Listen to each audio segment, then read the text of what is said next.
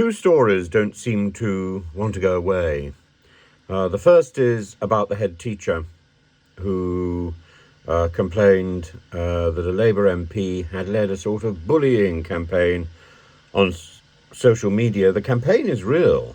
Whether this MP led that campaign is very debatable.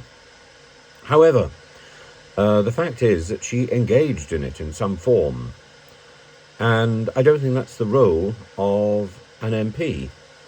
I don't think it's the role of an MP to be on television engaging in some sort of political diatribe on a regular basis. Yes, of course, to be interviewed on television. Yes, of course, to engage with satirical shows, to be seen, but not every night hosting their own programme. There are limits. In the same way, the other story which just will not go away is the Nigel Farage bank story. And it doesn't matter whether you like or dislike Nigel Farage. I know which position I'm in.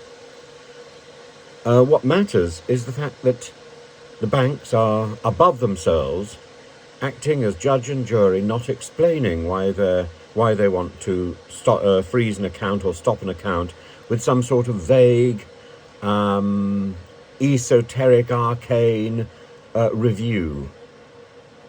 It's just not right. Either the banks are providing a service, in which case it's transparent and clear and we can see what that service is and that service is reliable, or the banks are behaving like some sort of train service. At their whim it goes, at their whim it stops. It doesn't matter whether we buy a ticket or not. If this is the way banking is going, it's not reliable. It's not reliable and it's not fair. It shouldn't matter what people say. It shouldn't matter what their opinions are. And if somebody is accused of money laundering, then we need to know. If somebody is simply accused of saying something the banks don't like, then frankly the banks need to get out of this business, because they should not be in the business of judging the opinions of individuals or putting pressure on the opinions of individuals. Now, some of those opinions, as I say, are vile. And the same thing with social media. Some of the things which are being said in social media, some of the anger expressed in social media may be justified. But it's not the job of a sitting MP to stir that up or to stimulate that. That's wrong. It's not the power of... A sitting MP is there to debate in Parliament and is there to represent a constituent in Parliament. And that is the sum of their job. And if they can't do that job, if they're not doing that job, if they're doing something else, then they are failing in the job that they should be honoured to undertake. Honoured. And that is why they are honourable members.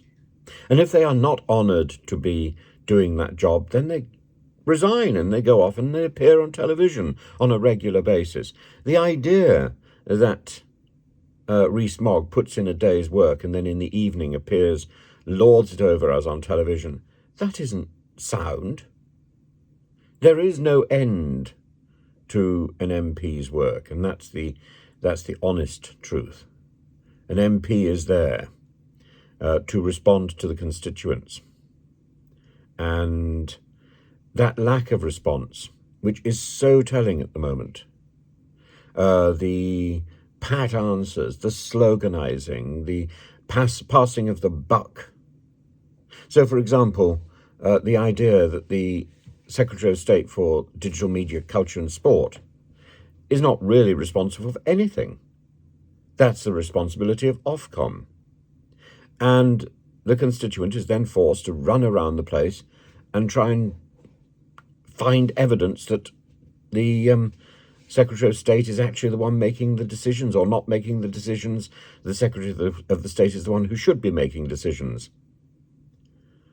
Of course they should. Of course they should. And the nonsense which is coming out of government ministries is embarrassing and diminishes our democracy. And social media, it's the job of constituents and pundits, satirists and journalists to engage with social media. It's the job of MPs to engage with parliamentarians and to listen to their constituents.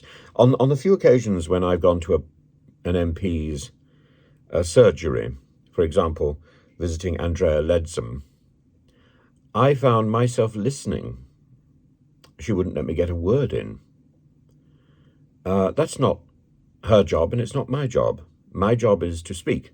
Her job is to listen. That's what a surgery is about. Her job is to represent her constituents. And so I think for a good number of years now, our MPs have got it wrong. And I hope I hope there will be some balance shift, some tectonic shift over the next few years. I don't see it very likely, because this is a convenient position for a person in power. But I hope, and I hope my little bit of prodding will do some good. I don't know whether it will, but I hope it will.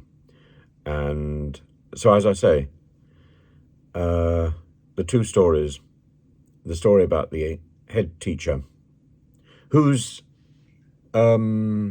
success is undeniable, but who doesn't necessarily come across as a terribly nice person. But then so many head teachers, in my experience, are questionable and have a sense of authority again, which is beyond their position, because they are used to being obeyed. It's obedience, not result, which is important in a school at the moment. Not product. Obedience, not productivity. And I think that's wrong. And the same attitude is being taken by parliamentarians. Obedience to the parliamentarian, not an examination of productivity. And obedience, I think, is the stuff of the Middle Ages.